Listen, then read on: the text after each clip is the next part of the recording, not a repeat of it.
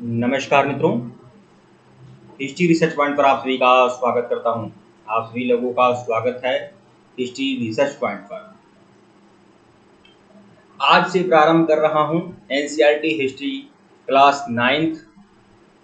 NCERT history class 9th है भारत एवं समकालीन विश्व। यह कक्षा 9 का क्लास 9th का भारत और समकालीन विश्व एनसीईआरटी की यह पुस्तक है। बहुत ही इंपॉर्टेंट है आप लोगों के लिए। एक बात आपको बता दूं, यह पूरा का पूरा लेक्चर्स जो है भारत और समकालीन विश्व भाग 1 क्लास 9th का यह पूरा लेक्चर्स है फ्रांसीसी क्रांति। आज से इस चैप्टर का प्रारंभ कर रहा हूं आप लोगों के लिए। वीडियो को लाइक और चैनल को सब्सक्राइब करिएगा। यह जो एनसीईआरटी है इसको पढ़ा किस लिए जाता है? यूपीएससी की तैयारी करने वाले, स्टेट बीसीएस की तैयारी करने वाले, केवीएस, एमबीएस, टीटीएसपी, बीपीएससी और टीजीटी, पीजीटी, यूजीसी नेट सबके लिए इंपॉर्टेंट है। लेकिन विशेष रूप से हमारा फोकस बीपीएससी टीआरई 3.0 क्षमा करिएगा बीपीएससी टीआरई 4.0 5.0 के लिए है। ठीक है, बीपीएससी एग्जाम के लिए है। मैं आप लोगों को दावे और यकीन के साथ बता दूं, अगर आप बीपीएससी 4.0 5.0 की तैयारी कर रहे हैं तो मैं आप लोगों को पूरे दावे और यकीन के साथ बता दूं, हमारे द्वारा जो भी मटेरियल रहेंगे वो आप लोगों के लिए काफी बेनिफिशियल रहेंगे। परीक्षा में 100% बेहतरीन परिणाम आप लोग को देखने को मिलेंगे, चाहे आप कोई भी तैयारी कर रहे हो। बीपीएससी टीआरई 4.0 टीजीटी को टारगेट करते हैं। मैं आपको बता दूं, जैसे कि यह जो चैप्टर है फ्रांसीसी क्रांति से संबंधित यह पूरा चैप्टर है। देख सकते हैं आपको हमारे इस कोर्स, यह जो कोर्स है हमारा बीपीएससी टीजीटी पीजीटी का जो कोर्स है क्लास 6 to 12 की पूरी NCERT TGT PGT junior complete only history subject, आपकी जो कंप्लीट कोर्स है यह आपका 1499 रुपए का कंप्लीट कोर्स है। 8318397276 हमारा ऑफिशियल व्हाट्सएप नंबर है। हमारा ऑफिशियल व्हाट्सएप नंबर डिस्क्रिप्शन में भी है, ऊपर भी हमारा ऑफिशियल व्हाट्सएप नंबर शो हो रहा है। टेलीग्राम बिल्कुल ज्वाइन करेगा, केवल 8318397276 पर हमारे ऑफिशियल व्हाट्सएप नंबर पर मैसेज करिएगा। 1499 रुपए का कंप्लीट कोर्स आप लोग को मिलेगा। 6 to 12 की पूरी NCERT, hand written notes, PPT notes, lectures video, test series, हर चैप्टर की टेस्ट सीरीज आपको मिलेगी। और टेस्ट सीरीज के बाद लगभग 2000 से 3000 क्वेश्चन की रामबाण टेस्ट सीरीज भी आप लोग को मिलेगी। आपकी तैयारी बहुत ही धाकड़ तरीके से होगी। तो जो लोग हमारे साथ जुड़ना चाहते हैं बिल्कुल जुड़ सकते हैं। जैसे कि यह फ्रांसीसी क्रांति जो आपका क्लास 9th की बुक भारत और समकालीन विश्व का चैप्टर है फ्रांसीसी क्रांति। अगर देखिए आप अभी की बात छोड़िए, ठीक है, हालांकि ये नोट्स और मैं टीआरई 3.0 के लिए बनाया हुआ था, लेकिन मैं आपको बता दूं अभी की बात छोड़िए, आप क्लास अभी मैं आपको चैलेंज के साथ बोल रहा हूँ 3.0 में टीजीटी एसएसटी, ठीक है, टीजीटी एसएसटी का आप लोग प्रश्न पत्र उठा लीजिए। प्रश्न पत्र में फ्रांसीसी क्रांति से संबंधित जितने भी प्रश्न देखने को मिलेंगे, मैं पूरे दावे और यकीन के साथ बता दूं, यहाँ से देखने को मिलेंगे आप लोग को। आपकी तैयारी बहुत ही बेहतर तरीके से, बेहतरीन ढंग से, बेजोड़ तरीके से आपकी तैयारी होगी। आपको पछताना नहीं पड़ेगा, आपको इधर उधर भटकना नहीं पड़ेगा। अगर आप लोग हिस्ट्री रिसर्च पॉइंट को ज्वाइन किए हुए हैं तो आपको कहीं भी भटकने की आवश्यकता नहीं पड़ेगी। ठीक है, तो आइए फ्रांसीसी क्रांति की शुरुआत करते हैं। टीजीटी पीजीटी जूनियर सबके लिए आप लोग हमारे कोर्स को ज्वाइन कर सकते हैं। केवल 1499 रुपये का कोर्स है। ठीक है, आइए शुरुआत करते हैं। फ्रांसीसी क्रांति को बहुत ही अच्छे तरीके से देखते हैं। हमारा ऑफिशियल व्हाट्सएप नंबर डिस्क्रिप्शन में भी है, आप लोग मैसेज कर सकते हैं। शुरुआत करते हैं फ्रांसीसी क्रांति। तो देखिए यूरोप में साम्राज्यवाद के खिलाफ, यूरोप में उपनिवेशवाद के खिलाफ, यूरोप में सामंतवाद, विशेष रूप से मैं सामंतवाद की बात करूंगा, सामंतवाद के विरुद्ध यूरोप में, फ्रांस में लोग एकत्रित हुए, लोग एकजुट हुए, लोगों के अंदर जागरूकता आई कि सामंतवाद की जड़ें जो फ्रांस में मजबूत हो चली हैं, इसको उखाड़ फेंका जाए। ठीक है, सर्वहारा वर्ग जो सामान्य जन पीस रहा था, सामान्य जन जो सारा दुखों का सारा भार सामान्य जन के कंधे पर था, और लुत्फ कौन उठा रहा था, मजे कौन ले रहा था? प्रथम वर्ग के लोग, द्वितीय वर्ग के लोग और तृतीय वर्ग के लोग क्या भुगतान करते थे? तृतीय वर्ग के लोग टैक्स का भुगतान करते थे, टैक्स पे करते थे। करों का भारी बोझ उन वर्गों के कंधे पर था जिनकी कमाई मुट्ठी भर होती थी, और जिन लोगों की बड़ी बड़ी अट्टालिकाएं थी, जो धनों का पहाड़ गांजे हुए थे, वो हर करों से मुक्त थे, हर दायित्वों से मुक्त थे। यह कहाँ का न्याय था? एक गले में सोने का तार और एक गले में सूत का तार नहीं। एक गले में सोने का तार और एक गले में सूत का तार नहीं, और कहीं बड़ी बड़ी अट्टालिकाएं और रहने वाले 2 प्राणी, और कहीं एक झोपड़ी में 10-10 लोग पैर पसार कर नहीं सो सकते थे। तो इस तरह से ऐसी स्थिति थी। ठीक है, यहाँ पर देखिए फ्रांसीसी क्रांति की शुरुआत इसीलिए हुई क्योंकि यह पूरी तरह से उस विरोध में था, सामंतवाद के विरोध में था। ठीक है, अन्याय के विरोध में था फ्रांसीसी क्रांति। यह हर प्रश्न आप लोग के लिए काफी इंपॉर्टेंट रहेगा, हर तथ्य से मैं आपको रूबरू कराऊंगा, और इसीलिए मैं कह रहा हूं प्रश्न पत्र उठाइए। फ्रांसीसी क्रांति से संबंधित जितने भी प्रश्न मिलेंगे यहाँ से मिलेंगे। हालांकि यह नोट्स पुराना है, ठीक है, तो 4-5 महीना पुराना नोट्स है। ठीक है, आपकी तैयारी बहुत ही बेजोड़ तरीके से कराऊंगा। टीआरई 4.0 में आपका सिलेक्शन पक्का ही पक्का होगा अगर आप लोग हिस्ट्री रिसर्च पॉइंट से जुड़े हुए हैं तो। ठीक है, फ्रांसीसी क्रांति ने फ्रांस में राजतंत्र को समाप्त कर दिया, राजतंत्र को उखाड़ फेंका फ्रांसीसी क्रांति ने। लुई 16वां का शासन, लुई 16वां का शासन था। अगर लुई 16वां की बात कर रहा हूं, अगर मैं लुई 16 की बात कर रहा हूं, तो आपको समझ जाना चाहिए कि लुई फर्स्ट भी था, सेकंड भी था, थर्ड भी था, फोर्थ भी था, फिफ्थ भी था, सिक्स्थ भी था, सेवन भी था, एट्थ भी था, और इस तरह से 16, जब लुई नाम के 16 लोग 16वीं पीढ़ी आई और लोगों का न्याय सहते सहते सहते सहते दम निकल रहा था, तब इन्होंने राजमहल को फूंक डाला। राजमहल को फूंकने का मतलब ये है कि राजमहल के खिलाफ सामान्य जन सड़कों पे आ गए। ठीक है, देखिए फ्रांसीसी क्रांति ने फ्रांस में राजतंत्र को समाप्त कर दिया। लुई 16वां अंतिम राजा था, अंतिम शासक था। लुई 16वां अंतिम शासक था। देखिए फ्रांसीसी क्रांति ने फ्रांस में राजतंत्र को समाप्त कर दिया। सबसे बड़ा प्रभाव क्या होगा, क्योंकि मैं दूसरा कलर ले लेता हूं। फ्रांसीसी क्रांति ने क्या किया, राजतंत्र को समाप्त कर दिया, राजतंत्र को समाप्त कर दिया। मानव अधिकार घोषणा पत्र एक नए युग के आगमन की शुरुआत था। मानव अधिकारों का घोषणा पत्र मतलब जब सामान्य जन सड़कों पे आया, सामान्य जन जब राजा के खिलाफ हुआ, तो उसने एक घोषणा पत्र जारी किया। सभी लोग मिलकर एक घोषणा पत्र जारी किए, और वह घोषणा पत्र किसके खिलाफ था, राजा के खिलाफ था। वह घोषणा पत्र किसको देना था, राजा को देना था कि तुम अब अवेयर हो जाओ, अब तुम सचेत हो जाओ, अब तुम्हारी नहीं चलेगी, राजा की नहीं चलेगी, सामंतों का नहीं चलेगा। इसी तरह से फ्रांस में राजतंत्र को समाप्त कर दिया गया और मानव अधिकार के लिए घोषणा पत्र की शुरुआत हुई।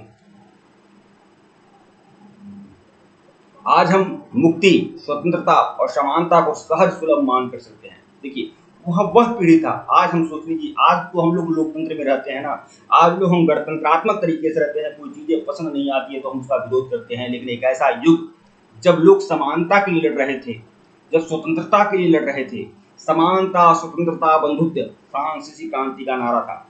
ठीक है, हालांकि उसको भी बाद में बताऊं कि कुछ लोगों ने समानता, स्वतंत्रता, बंधुत्व की बातें की, लेकिन अभी भी बहुत सारे ऐसे लोग थे जो दासत्व में जकड़े हुए थे। मतलब तीसरे वर्ग के लोगों ने सामंतवाद के खिलाफ आवाज उठाया, लेकिन वह भी पूरी तरह से केवल अपने फायदे के लिए उठाया कि मुझे भी आप शामिल कर दो, मुझे स्वतंत्र कर दो, मुझे समानता का अधिकार दो। लेकिन बहुत दबे कुचले लोग, विशेष रूप से दास वर्ग की बात करूंगा, वह अभी भी अन्याय के शिकार हो रहे थे। ठीक है, तो देखिए मुक्ति, स्वतंत्रता और समानता को सहज सुलभ मानकर चलते हैं आज के परिवेश में। लेकिन एक ऐसा समय था जब लोग स्वतंत्रता और समानता के लड़े हुए थे। ठीक है, और वह दौर क्या था, 1789 का वह समय, क्योंकि मैं कलर चेंज कर लेता हूँ, व्हाइट ले लेता हूँ।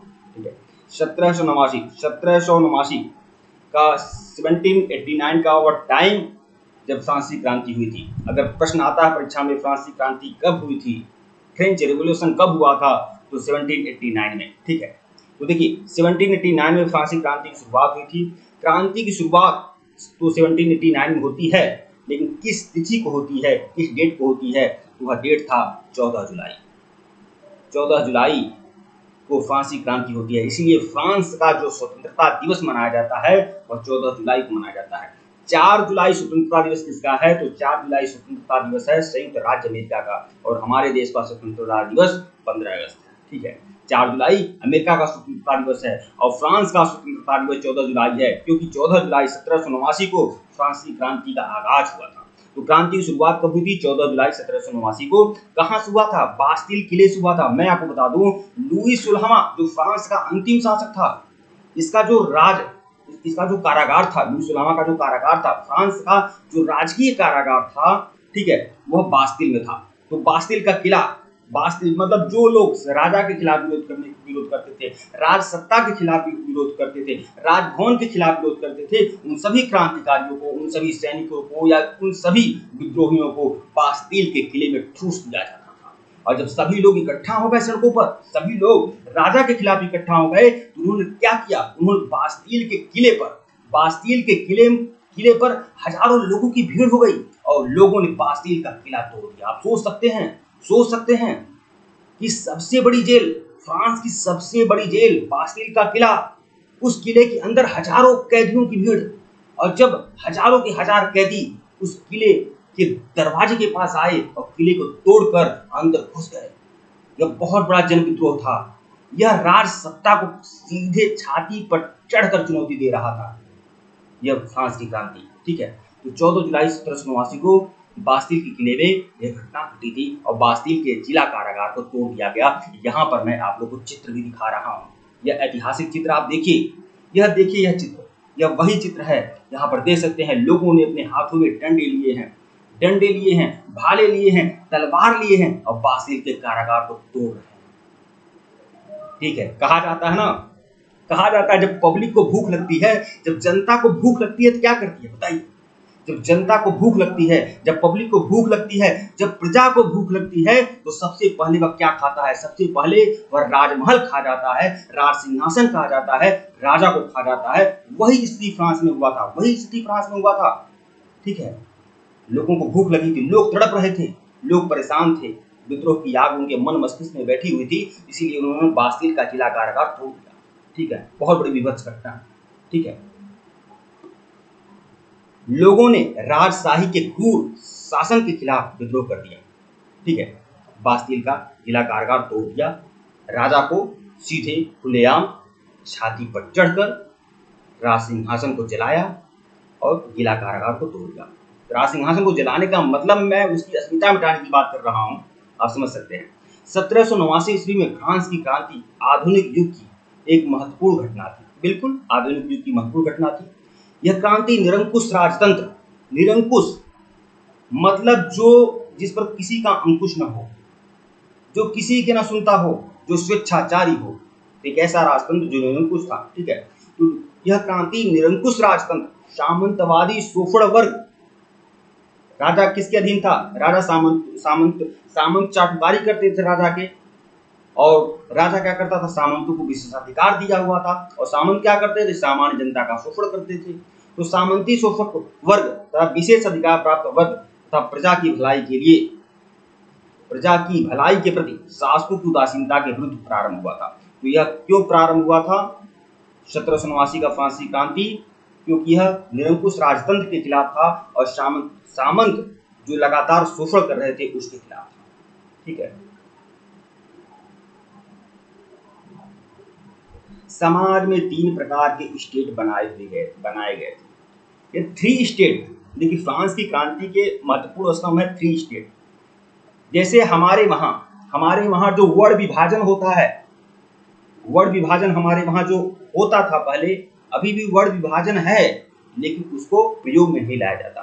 ठीक है, जैसे वैदिक काल के नियम के अनुसार हमारा जो सनातन समाज है, हमारा जो समाज था उस टाइम वैदिक काल में, ठीक है, वह 4 वर्णों में बटा हुआ था, ब्राह्मण, क्षत्रिय, वैश्य और शूद्र।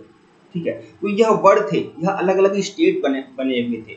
वैसे ही फ्रांस में भी स्टेट था, अलग अलग वर्ड था, अलग अलग स्टेट थे, अलग अलग वर्गों में बटा हुआ था फ्रांसीसी समाज, और 3 स्टेट में बटा हुआ था फ्रांसीसी समाज। ठीक है, अब देखिए यहाँ पर क्या है, पाश्चात्य सभ्यता के जो लोग हुए ना, पाश्चात्य जो पश्चिम के राइटर हैं, वेस्टर्न राइटर हैं, वो भारत को, हमारे देश को घेरते हैं। ठीक है, कि हमारे वहाँ जातिवाद है, धर्मवाद है, क्षेत्रवाद है, भाषावाद है, रंगवाद है, नस्लवाद है, स्त्रीवाद है, पुरुषवाद है, और सारे बात उनके वहाँ बिल्कुल है। ठीक है, यहाँ पर देखिए प्रथम स्टेट, तो प्रथम स्टेट में मतलब प्रथम वर्ग में कौन शामिल था? प्रथम वर्ग में पादरी आते थे भैया। क्योंकि मैं कलर चेंज कर दूं, मुझे पता नहीं चल रहा कौन सा कलर लेना चाहिए, चलिए ग्रीन ले लेते हैं, ठीक है। तो पादरी वर्ग, पहला वर्ग जो था पादरी वर्ग था, ठीक है, पादरी आते थे, ठीक है, पादरी प्रथम वर्ग था, ठीक है। अरे समाज में सबसे बड़ा स्थान किसका था? पादरी का होता था। आप सोच लीजिए, धर्म का सबसे बड़ा नियंत्रण होता था फ्रांसीसी समाज में। सम्राट भी कुछ नहीं कर सकता था पादरियों के आगे, सम्राट भी कुछ नहीं कर सकता था।